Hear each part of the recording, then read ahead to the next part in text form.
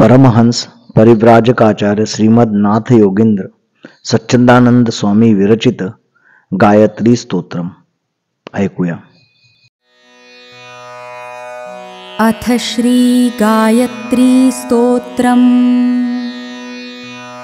ॐ नमो नमो आदिशक्ते भक्तवत्सले जगन्माते सर्वव्याप्ते अनन्ते श्रीसन्ध्ये नमोऽस्तुते.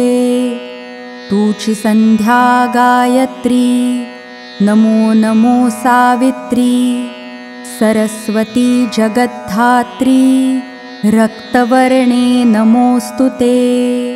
नमो ब्राह्मी वैष्णवी नमो सौम्ये माधवी नमो दुर्गे भैरवी सीते कृष्णे नमोऽस्तुते. बालरूपा तु प्रभाती मध्याह्नी तूच युवती सायं वृद्धा भगवती त्रयावस्थे नमोऽस्तुते.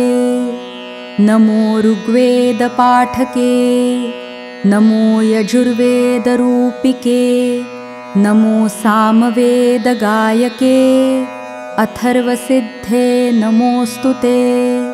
नमो नमो हंसवाहिनी नमो हंसस्वरूपिणी नमो हंसपदगामिनी हंसहंसे नमोऽस्तुते. नमो नमो वृषवाहिनी नमो नमो वृषतोषिणी नमो नमो वृषभाविनी धर्ममूर्ते नमोऽस्तुते. नमो नमो सुपर्णवाहिनी नमो सुपर्णविधायिनी नमो सुपर्णमोहिनी त्रिसुपर्णे नमोऽस्तुते. भूरादि सप्तलोकी व्याप्ता हे सत्रिलोकी भक्तवत्सले विनायकी सर्वमये नमोऽस्तुते. सप्तऋषि प्रीतिजनके अनन्तविश्वमायिके अनन्तवरदायिके सर्वपाल्ये नमोऽस्तुते.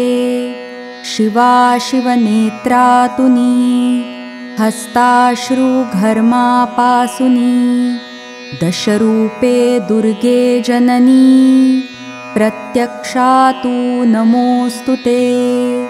नीलगंगा संध्या वरदा वरिष्ठा वरारोहा सर्वदा गरिष्ठा संध्या भोगमोक्षदा वरवर्णिनी नमोऽस्तुते.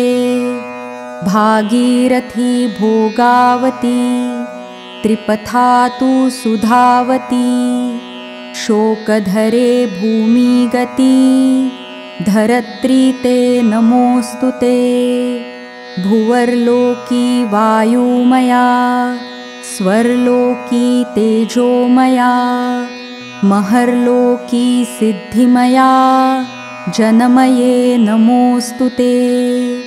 तपोलोकी तपस्विनी सत्यलोकी सत्यवाणी विष्णुलोकी नारायणी ब्रह्मगायत्री नमोऽस्तुते. रुद्रलोकी तूचि गौरी अहं पदतूचि उरी प्रणवतूचि प्राणान्तरी अनहंकृती नमोऽस्तुते. अनाहततूचि ध्वनि प्रकृति तूचि बीजयोनि शबलब्रह्मरूपिणी समावस्थे नमोऽस्तुते. तद्वाच्यते तत्परा परा परमा परात्परा इच्छा ज्ञानक्रियापरा शक्तित्रये नमोऽस्तुते. गंगा यमुना सरस्वती विपाशा शरयू ऐरावती नर्मदा दैविका चर्मण्वती गोदावरी नमोऽस्तुते. तापी गण्डकी वितस्ता गोमती चित्रा शतद्रुता कौशिकी चन्द्रभागाख्याता कावेरी ते नमोऽस्तु ते। इडा पिङ्गला सुषुम्ना गान्धारी हस्तजिह्वा नाम्ना पूषा पूषा महाधाम्ना अलम्बुषा नमोऽस्तु ते। शङ्खिनी प्राणवाहिनी नाडी तु शरीरगामिनी हृदयस्था प्राणधारिणी कण्ठस्थे ते नमोऽस्तु ते। स्वप्नाञ्ची तु नायिका तालुस्था शब्दगोपिका तूची आधारदायिका मन्त्रनायके नमोऽस्तु ते। बिन्दुस्था बिन्दुमालिनी मूलाधारे कुण्डलिनी शक्ति तु सर्वव्यापिनी केशमूलगे नमोऽस्तु ते। तु शिखान्तरवासिनी तु शिखाग्रशायिनी सर्वावस्था मनोन्मनी महादेवी नमोऽस्तु ते।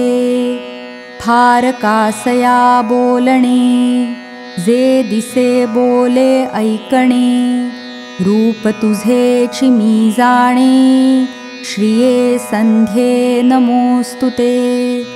हे स्तोत्र करिता पठण सर्वपातकांचे दहन सर्वपुरुषार्थ साधन प्रसन्न होय गायत्री।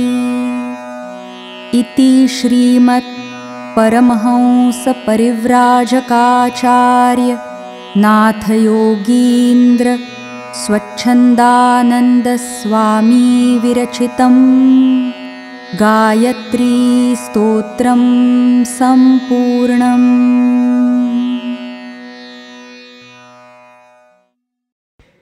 कृपया चैनल को लाइक, सब्सक्राइब एवं शेयर अवश्य करें।